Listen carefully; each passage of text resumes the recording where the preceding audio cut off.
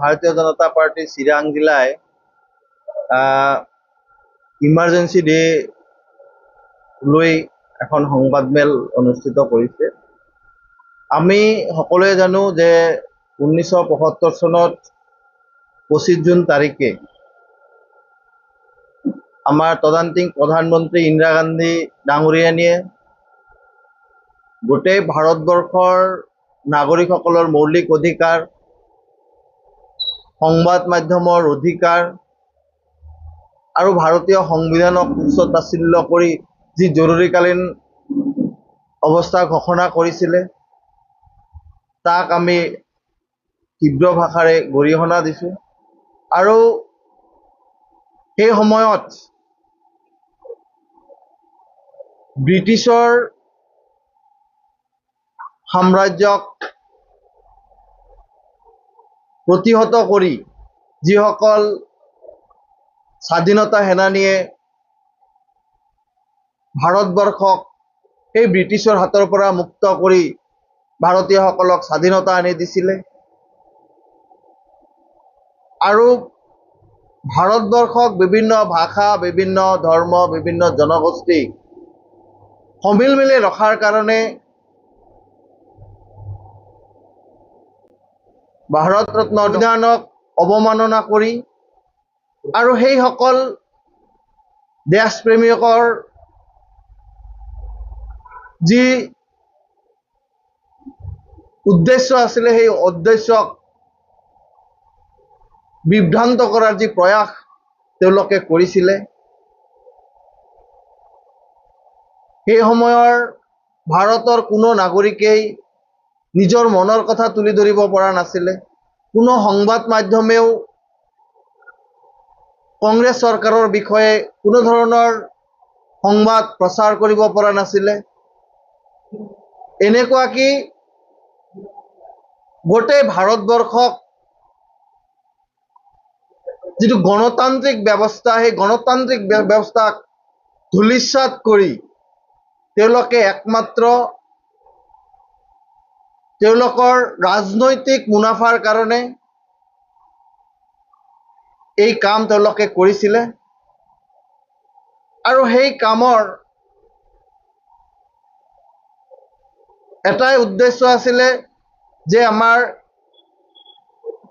ইন্দিৰা গান্ধী ডাঙৰীয়ানীয়ে 71 চনত যি নিৰ্বাচন খেলিছিলে সেই নিৰ্বাচনক চৰকাৰী বিষয়াসকলক তেওঁৰ নিজৰ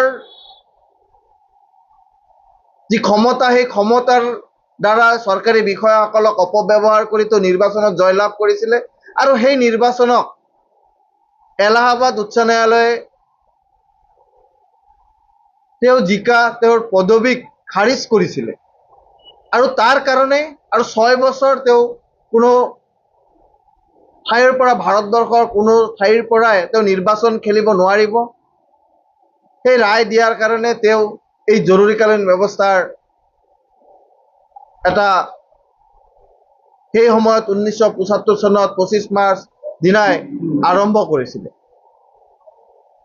আৰু তাৰ কাৰণে আমাৰ ভাৰতীয় জনতা পাৰ্টিয়ে বা ভাৰতীয় জনতা পাৰ্টিৰ সেই সময়ৰ জ্যেষ্ঠ নেতাসকলে বিভিন্নভাৱে প্ৰতিবাদ কৰিছিল। আৰু সেই প্ৰতিবাদৰ কাৰণেই সেই আমাৰ জ্যেষ্ঠ নেতাসকলক বা বিভিন্ন সংগঠনৰ সামাজিক সংগঠনেই হওক যিসকলে সেই সময়ত প্ৰতিবাদ কৰিছিলে তেওঁলোকক আমি দেখিছোঁ যে তেওঁলোকক জেলত ভৰাই থোৱা হৈছিলে।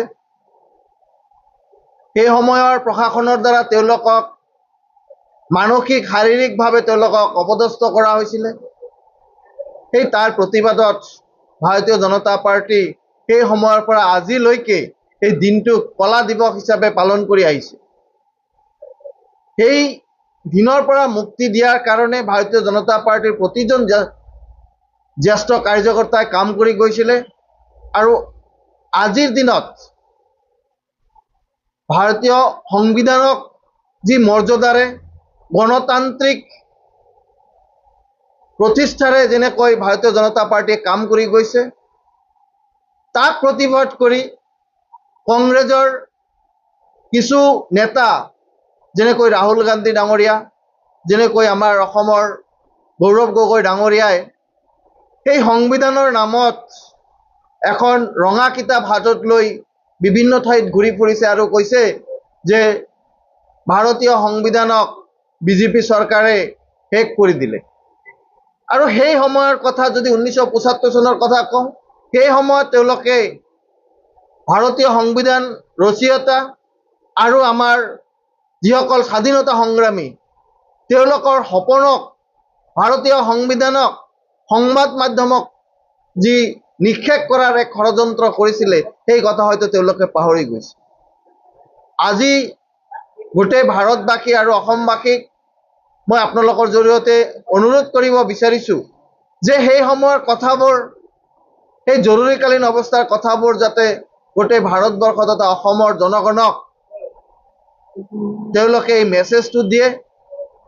আৰু এতিয়া যে ৰাহুল গান্ধীয়ে সেই ৰঙা কিতাপখন লৈ সংবিধানৰ নামত বিভিন্ন ঠাইত ঘূৰি ফুৰিছে, তাৰ প্ৰতিবাদ কৰি তেওঁলোকক উচিত প্ৰত্যুত্তৰ দিয়ে, সেই আশাই মই অসমৰ প্ৰতিজন নাগৰিক, ভাৰতৰ প্ৰতিজন নাগৰিকৰ ওচৰত ৰাখি আজিৰ এই যি সংবাদমেলৰ মূল উদ্দেশ্য আছিলে, সেই সংবাদ মাধ্যমকো এই বিষয়ে প্ৰচাৰ কৰাৰ কাৰণে মই অনুৰোধ কৰি আজি এই যি সংবাদমেল, সেই সংবাদমেল এইখানতে সমাপ্ত কৰিছোঁ।